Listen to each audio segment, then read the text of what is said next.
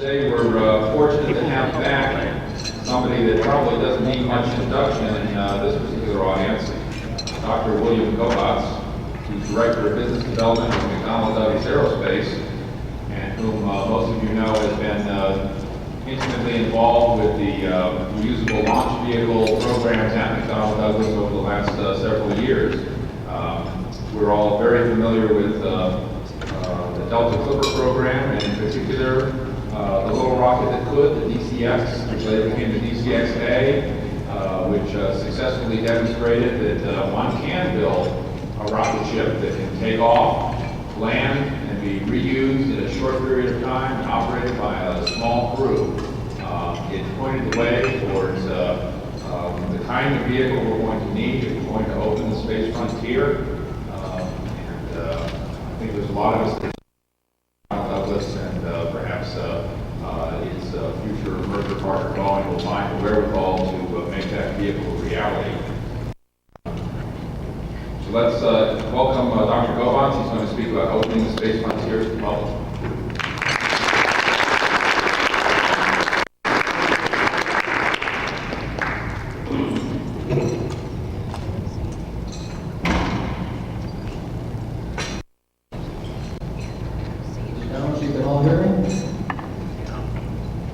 Indeed, I'm very honored to be asked to address this luncheon, and extremely pleased to have the opportunity to discuss with you perhaps the most important event of our generations as we prepare to enter the 21st century. That is the opening of the space frontier to the public. This is an event made possible by technologies created over the past 4 decades. An event that already barely started is having a profound change in the world. An event that can only be realized by the public being fully economically engaged. What will it take to make that happen? Well, it's a combination of vision, reality, and commitment. Let's start with the vision, a vision of the space frontier as it may be. We need to do that to give us insights as to how we must prepare ourselves and our children, our future generations, to understand, lead, and expand on our developments. It is to realize these visions that we must induce our children to study math and science rather than using space visions as simply incentives to do well in school so they can eventually succeed in other jobs. The frontiers of space will create new jobs that demand these skills as essential tools for these pioneers to succeed. We're in a time of extremes of visions about space, from the adventure visions of Star Trek and the Enterprise crew, to the science and exploration visions of great space-based and lunar-based observatories and planetary expeditions, to political visions of great national and international space projects, to space tourism visions of vacations and play in space, to space industrial park visions and Earth-space commerce, to increase Earth observation satellite visions and large satellite constellations connecting the world in seamless communication networks, to bottom line visions of how soon will any space vision pay off in the next 5, preferably 3 years. There's another vision that is not often thought about in conjunction with space, but is fundamental to achieving all of these visions, and that vision is space infrastructure. Fundamental laws, policies, and capabilities needed to support, sustain, and expand space operations. The core functions and elements of civilization and growth. Now, infrastructure may not be a particularly exciting vision, but look at the excitement that occurs whenever infrastructure fails us or is taken from us. What do we work hardest at putting back into place following natural disasters? Fundamental infrastructures that keep civilization going. To arrive at this vision, we must first begin to think about space differently. Today we think about space like many of us were taught to draw, by coloring the pictures prepared for us in a drawing book, being careful not to let our crayons get outside of the lines. We must start drawing and thinking outside of those lines, outside of the boxes that inhibit what we think can be done. For inside the boxes lies space as a series of finite, time-bounded missions and payloads. We go to space today because we have a specific satellite to place in orbit, a science experiment to carry out, or a planetary probe to send on its way. Our infrastructure is designed to support this type of travel, or perhaps we have this type of space travel because it's all that the infrastructures can support. Outside the boxes is a place called space, a place of infinite opportunities, a place waiting to be economically developed, a place needing new infrastructure development, roads, buildings, power. Why are we not moving ahead more quickly with such developments? I believe that much of the delay has to do with how space has developed. For its development shaped the size and the boundaries of the box that we're in. Space has developed, as we all recognize, as a series of programs born out of the Cold War, contests for national security and image. Marvelous accomplishments resulted. We left our footprints on the moon. We extended our communication networks through space. We routinely received weather reports and forecasts from spaceborne sensors. Our electronics industries have grown from the research demanded from space exploration, as well as military and commercial uses. We've had several small space outposts inhabited for the past several years.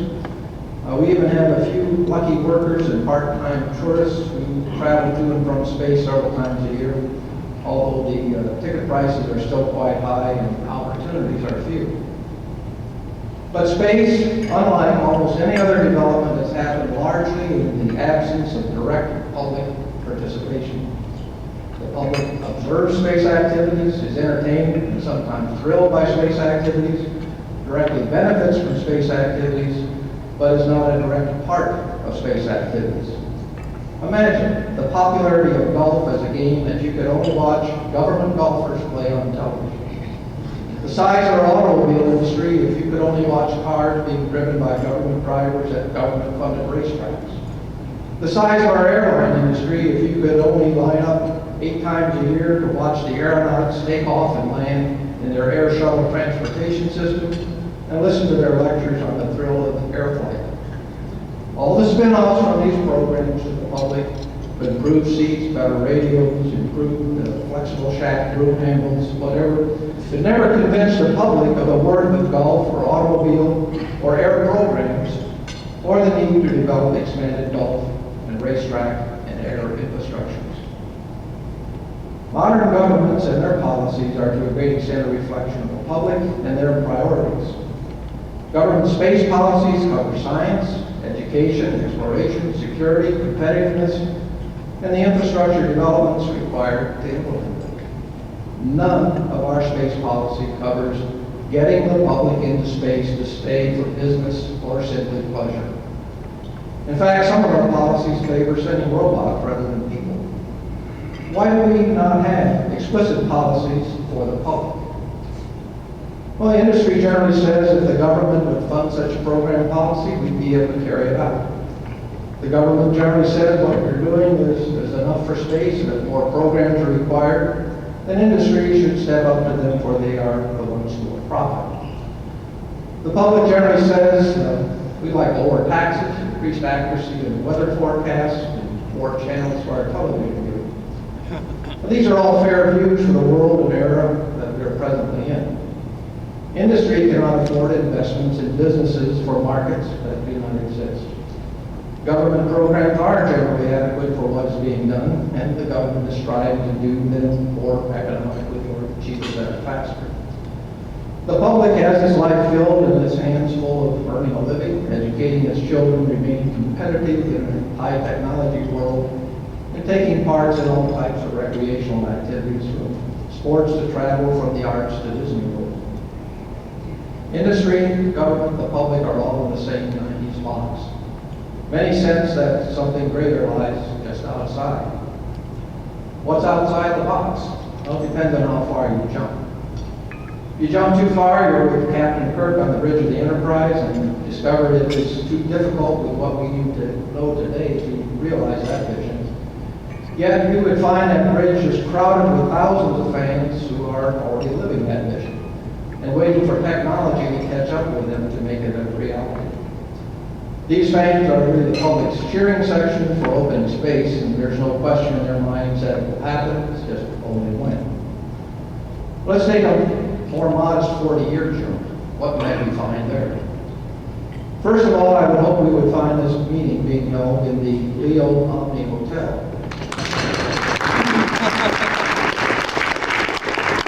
From there, we would find that space has been recognized as a place, a boundless frontier challenging humans to open and expand its uses, returning goods and services and new wealth to the nations that sent the explorers and the pioneering settlers. Let's go forward then to 2036 and look at some of the expanded and new uses of space that the class of 2012, the kids that are just now entering our school systems, will be dealing with. Communication and observation use of space has expanded since the 90s, even exploded to greater use of low Earth orbit, both with unmanned satellites and now CNN has its own manned stations providing true worldwide coverage from space. Since the start of teledesic at the turn of the century, 3 highly competitive global interactive satellite networks now exist and have opened mass worldwide communication. One of these constellations has been equipped with a variety of sensors that provide worldwide, ubiquitous coverage for applications varying from news reporting to earth science sensing. Adventure and tourism was one of the earliest mass markets to develop, since to get started it did not require anything really to be built in space, just safe, reliable transportation for the adventurous tourist. At the turn of the century, the millions of people who wanted to fly for space just for a tour were electrified by the news of the winning of the X Prize when 4 astronauts took a short hop to space and back. The response was immediate, and soon a small army of space tourists overwhelmed the fledgling space line that had started with a few small suborbital spaceships. Space cruisers were built to fill the demand for orbital flight. More and then larger space cruisers were rapidly acquired to meet the explosive market demand, which turned out to be the kickoff high-volume market. It resulted in hundreds of flights to and from space and helped drive down the cost per flight. The resulting lower costs rapidly benefited other commercial ventures, leading to more flights and further cost reductions. An enormous terrestrial industry has developed to support the space tourism industry. The 25th anniversary meeting of their association, the Space Tourism Industry Association, was held this year in the Leo Sheraton. Next year, planning for the conference is to hold in conjunction with the opening of the Leo Marriott. Very rapid transportation was a direct result from space tourism. In the new transnational society that opened following the end of the Cold War hostilities, the need and desire for rapid movement of people and cargo expanded. 1 to 2 hour block times to any place in the world are now routine by flying through space. The world has shrunk in time through a linkage of spaceport pairs connected by spaceship fleets operating point to point through the spaceways established by the FAA's Office of Commercial Space Transportation and regulated through the International Spaceways Association. These same spaceships operate from a network of spaceports to deliver people and cargo to and from orbit. A large number of countries have now become spacefaring nations through operations of their spaceports. Business meetings in other countries are now carried out in the same time zone of the travelers. You can catch the 8 a.m. flight out from Florida Spaceport, arrive in London in time for your afternoon meeting, have dinner there, then maybe catch the late evening show before you arrive home in time to complete your afternoon business here and have dinner with your family. Busy day, lots of dinners maybe, but solid business meetings accomplished all in everybody's physiological and psychological time zones. In Japan, Japanese business people now do the same thing, except they arrive in the United States the day before they left. They now guarantee not only same day, but yesterday delivery.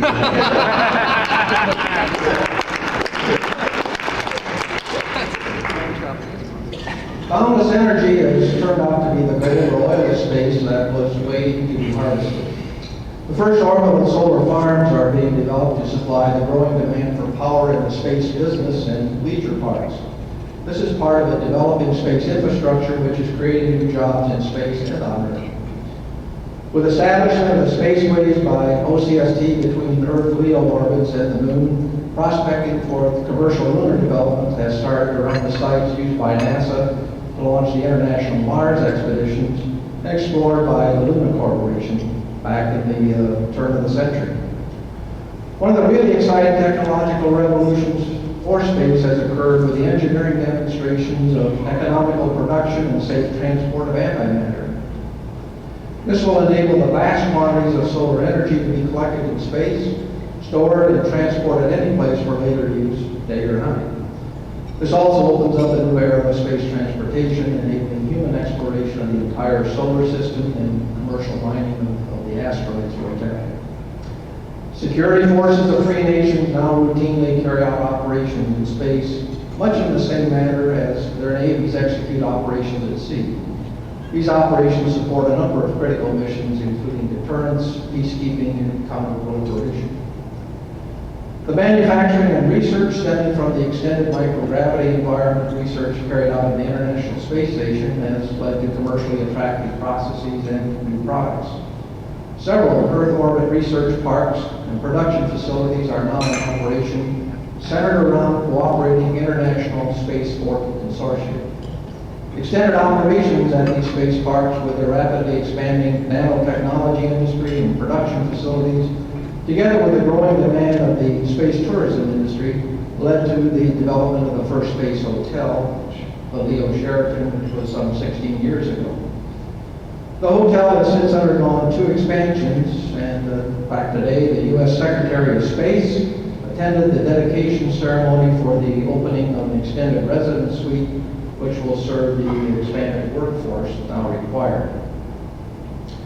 Next week in the lunar room of the Leo Omni, Macy's will have an unveiling of its Alfani Space Resort Clothes collection to help kick off the planned opening of the Leo Hilton Resort in 2040. The model for the hotel and business park came from the pioneering work led by NASA, the Department of Commerce, and the Department of Space in encouraging private development of free-flying facilities near the International Space Station to provide support services and carry out the increased demands of experiments that were generated by the station operation. In an action modeled after the Land-Grant Act in the pioneering development days of the United States, the Army Corps of Engineers offered expended shuttle external tanks in orbit to an individual or group that would guarantee its maintenance in orbit and continued improvement over a period of 5 years, at which time they were given full title. Shuttle external tanks have since taken on a life of their own following the retirement of the shuttle fleet. The Corps of Engineers pioneered their use as a standard building module for space. Trash and waste disposal, which was a major problem as we entered the 21st century. Following a successful 10 years of accident-free operation of space tourist flights and international agreements as to the certification and regulatory procedures governing space flights, a first license was granted by OCST for hauling waste materials to space for safe storage or disposal. This in turn has spawned an enormous new industry on Earth as well as space, including the development of supporting Earth and space infrastructures. Our 40-year step out of the 90s box reveals an enormous new economy that has developed around the place called space. These space venture areas have resulted in new jobs and new Earth space infrastructure developments to support them, resulting in still more jobs. All classes of jobs: electricians, road builders, carpenters, engineers, software specialists, space hotel managers, space lawyers, space judges, all creating and sharing in a new and expanding economic sector. With the realization of this 40-year vision, we would find that space has lived up to its promise of leading a new transformational growth, bringing new wealth, new hope, new understanding, and interdependency to all nations. Who do we find there? Everyone in this room, some in body, all of us in spirit. For it is the decisions that our generations collectively make and the courses of action that we take today that will determine what the next 3 to 4 decades will really bring. Only more visions, promises, and plans, or the harder realization of today's visions. What's required to take the lid off the 90s box and jump outside? Visionary leadership with persistent commitment. Leadership that recognizes and views space as an economic opportunity, a place, a frontier that can be developed and used for the economic as well as scientific benefit of humankind, contributing new wealth and opportunities and hope, as have all frontiers. Stop and think, the Americans, as well as the world, needs a new destiny. There's a lot of talk about America being a morally corrupt society. We're not. Its youth, America and its youth are simply a bored society. This was summed up very succinctly recently by an LA teenage gang leader. Education, she said, sucks. Gangs are exciting. Is that true? Is education in the box and gangs out of the box? Are we guilty, as some have said, of doing an educational bait and switch? Training for space jobs, but be satisfied with earthbound jobs, for that is the reality of what we have to offer. More doing the same jobs that our parents did. High tech, cheaper, better, faster, but still the same. We need new opportunities. We need new challenges. We need national leadership to offer new frontiers, as Jefferson did in opening the then Western frontier. Today's leadership would find the public following them to the space frontier, and once the public senses what is out there, pushing them out of the box, demanding policies to open space to the public. What vision is vital to make this 40-year jump a reality? The establishment of the Earth-space transportation infrastructure, the spaceways, is the highest priority of development that must take place. Low-cost, reliable, frequent transportation to and from the space frontier. This new infrastructure must be put into place just as was done in the past for our terrestrial frontier developments with the roadways, waterways, railways, most recently the airways. Commercial space will evolve over a period of time as the pioneering business and entrepreneurs begin to see a sustained demonstration of space accessibility. The nature, quality, and quantity of the new ventures will match the transportation schedules and prices afforded by the spaceways. To help space develop, a visionary government policy is required to help establish and develop the spaceways infrastructure, which will lead to their growth and encourage and sustain commercial space ventures involving large masses of the public. We need a visionary infrastructure policy that moves us from thinking of space transportation as individual flights and missions to recognizing space transportation as a continuum of services that moves goods and people and reduces the cost of living and working in space. We need a visionary policy that furnishes an infrastructure that sustains the space frontier and enables its expansion. It's a vision. What about reality? The reality is what we're setting out to do is hard. It's full of tough engineering problems, probably tougher cultural changes. Engineering-wise, our expendable launch fleets are likely to remain with us for some time, for we still need to develop rocket engines that will last for tens and hundreds and thousands of flights between overhauls, lightweight rugged airframes and tanks that can last for 20 years of operation. Still need lightweight thermal protection systems that can take the high temperatures, withstand rain and flights back from space, and that can be replaced after every flight. Finally, we need to continue the best developments that science can offer to initiate new systems and new technologies, such as antimatter propulsion, nanotechnology manufacturing, to be able to continue the revolution in space exploration and operations. Cultural changes may be even tougher, starting with the design of the spaceship, which must emphasize low operational cost per flight rather than highest performance. Spaceships that are reusable so they do not continue to pollute our spaceways with expended junk. The new space transportation systems must be designed to operate like our aircraft with margins to enable them to be certified for flight like an aircraft. For today's rockets are designed to be failure-free to have a perfect flight, for there are no margins for failure. They dump them in the ocean. Tomorrow's space transportation must be designed to accommodate failures and return safely with the spaceship, with its passengers, crew, cargo to the spaceport, and with appropriate repair, servicing, and fly again. We need a spaceport infrastructure that meets and services the needs of the private as well as civil and military sectors.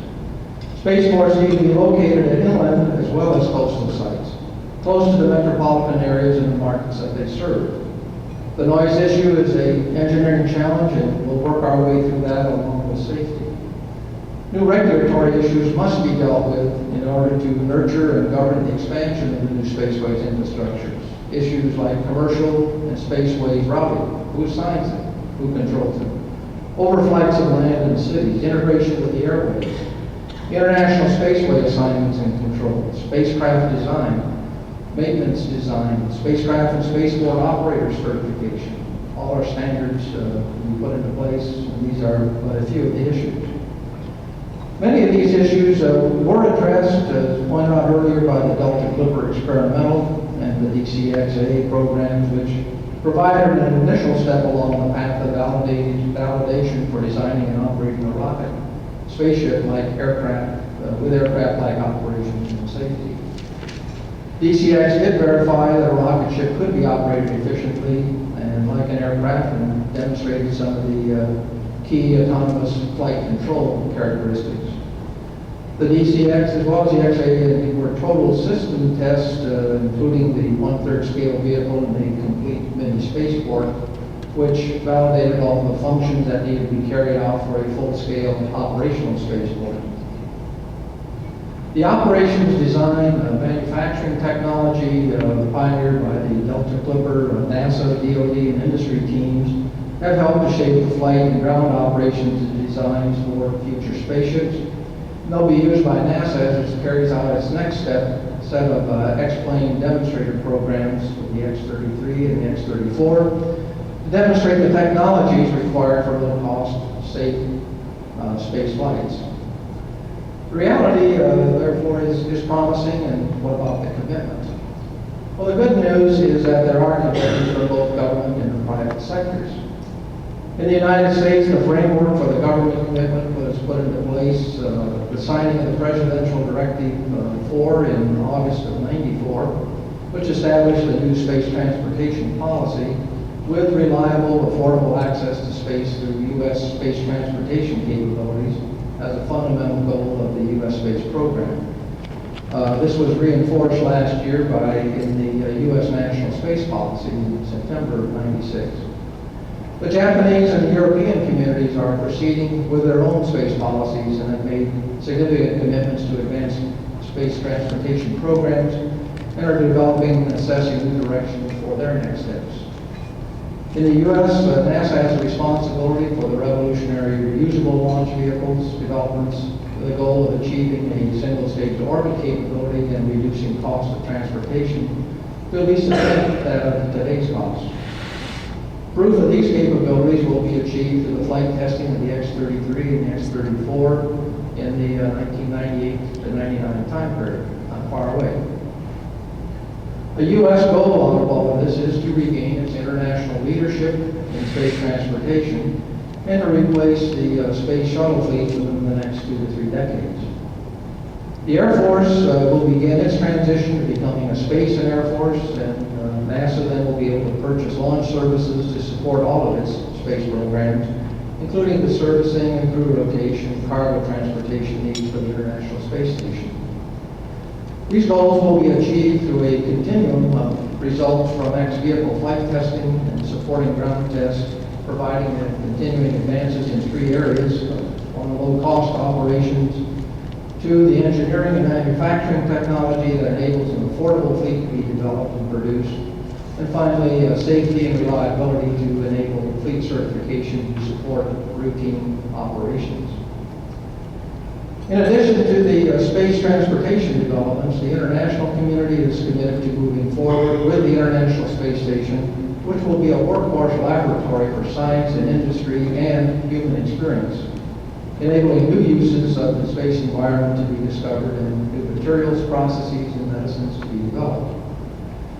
The International Station will also be a proving ground for the in-space buildings and power infrastructure required for living, working, and playing in space. In the commercial sector, the communications industry has shown that large profits can be made from space. But this is really only a taste of the economic payoffs and developments which lie ahead, much in the same way that the beaver trapping industry of the North American frontier was only a taste of the riches that the full development of that frontier would bring. In the space transportation industry, there are truly exciting developments occurring in the entrepreneurial world, which promise to shape the foundations of the established launch providers with innovations that private ventures always bring. These private ventures have been further stimulated by the establishment of the X Prize, offering a $10 million award for the first private group that achieved the first 2 successful commercial space tourist flights to the edge of space and back. So summing up, these are exciting times and they're frustrating times. The excitement is that we have a realizable vision for what space can be. We have the technology in hand and the demonstration programs underway that will add hardware reality to the vision. We have commitments of governments and industries to developing the technologies. So where's the frustration? The frustration is that the excitement and action is largely within the aerospace community and a small but dedicated grassroots group of space supporters. The frustration is that we have not yet captured and incorporated the greater public sector into carrying out the vision of opening the economic potential of the space frontier. We need to move the public out of the box long enough to create the market that will enable the space vision to be realized and for space to become a self-sustaining and expanding economic sector. We need the public to help create the market that will demand the developments of the great space frontier infrastructure. Stated before, leadership is required to make this happen. This is the history of opening frontiers in the past. People who took their visions to action. Such is the visionary leadership that the National Space Society can and needs to provide in elevating the opening of the space frontier to national debate. We need to get the message to our children to make the development of the space frontier something students can look forward to being involved in directly for their future careers. We need to make education exciting for the exciting future that it offers in space. We need to reach out to other leaderships like the Japanese Rocket Society is providing in their public outreach program in defining a path for active public participation through space tourism. In the United States, the Space Tourism Society has been founded to stimulate a profitable and expanding space tourism industry. Modeled after the highly successful National Geographic Society, which promoted tourism here on Earth, the Space Tourism Society will conduct the research, build public desire, and acquire the financial and political power to make space tourism available to as many people as possible, as soon as possible. Some companies are even now seriously studying space tourism and its impact on space commercialization. The United States, Europe, and Japan all have space policies which are charting national directions, providing a stable framework for reference as nations prepare to enter the 21st centuries. Still, our national policies do not yet explicitly include the public. Government policies and resources are necessary to help develop and govern the massive new infrastructures required for space development. Space is universal, so such developments are international in impact, and many are likely to be carried out internationally. Governments are good at developing the laws and physical infrastructures for the public welfare, providing the framework within which private citizens can accomplish the extraordinary. Entrepreneurs and industries are good at making use of infrastructures to generate new wealth, create new jobs, and finally pay new taxes, which ultimately return the cost of the infrastructure many times over. The public, however, is the ultimate market and has the final vote as to what gets developed, and if developed, what will be successful. Hence, the realization of an expanding frontier vision for space is dependent on the public being fully engaged. I believe that additions to national policies which specifically deal with a broad public space development objective could provide the environment and stimulate the entrepreneurs and engage the public. The following are 2 suggested statements of goals and policies. A goal would be to promote the development of the space frontier through involvement of the general public at all levels, with specific goal of enabling the public to carry out sustained developments and operation in space for business or pleasure at the earliest possible time. The corresponding policy then would be to commit to the long-term national and international developments of those terrestrial and space infrastructures required for the economic expansion of the space frontier, which will dramatically increase both, 1, the opportunities for the general public's participation in the expansion, and 2, the economic returns from the development of the space frontier. This might provide the basis for national debate at a policy level of funding instead of at a funding level where all of our public debates about space are exercised today. This could provide a forum for the coming together of the interests, desires, needs, and plans of the public, industry, and government. Maybe the public could introduce this and promote a policy debate with a suggested declaration of opportunity, with all due respect to Thomas Jefferson. One of the course of human events, opportunities are stagnated by the boundaries of our environments, and our adventurous spirits are confined to the well-worn paths of past protocols. It becomes necessary and prudent for humankind to lift their spirits and sights above the plains of our nurturing earth and demand that the boundaries of the space frontier be opened to yield its infinite resources to the innovative genius of humankind for the creation of new wealth and opportunities for all. Setting such a policy of opportunities into motion is as much a cultural revolution, probably more so than a technology revolution. Could be tempting to delay the policy and the opening of space until some major event forces it to happen, an impending disaster, an asteroid strike, a war, or a technology breakthrough like antimatter propulsion.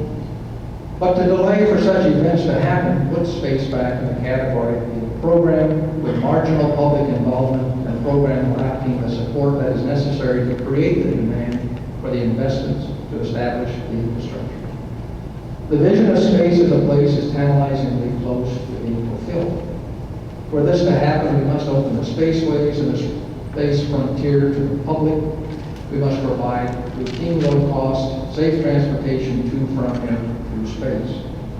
With that, space will be open to the public for business and pleasure. Persistent, unrelenting, visionary leadership is required to break out of the comfort zone of doing what we are doing today and move out to the future, to reap the rewards of the unknown, to create exciting opportunities for our children and our grandchildren. That's been the role of every pioneer, to start the process, establish the paths, prove what works, what does not, set up the infrastructures for future generations to build on. The present we live in was built on the realization of the visions of the future by past generations.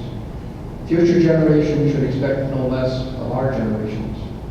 Space will never be opened by leaving it to others. The careers we promise our students for studying hard will not be there without our actions. Our generations have the technical knowledge and the tools in hand to lead. Not to do so is for us to have left an unacceptable legacy of limits.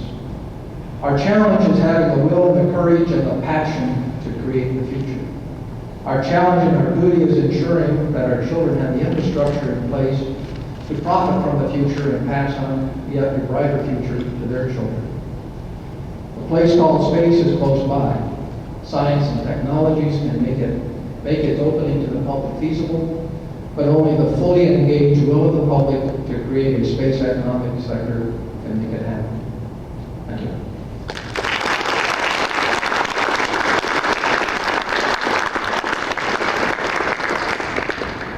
Time for a few questions for Dr. Gaubatz, if there are any. Looks like it's Yes. You have one single thing that you could remove as an obstacle to communication.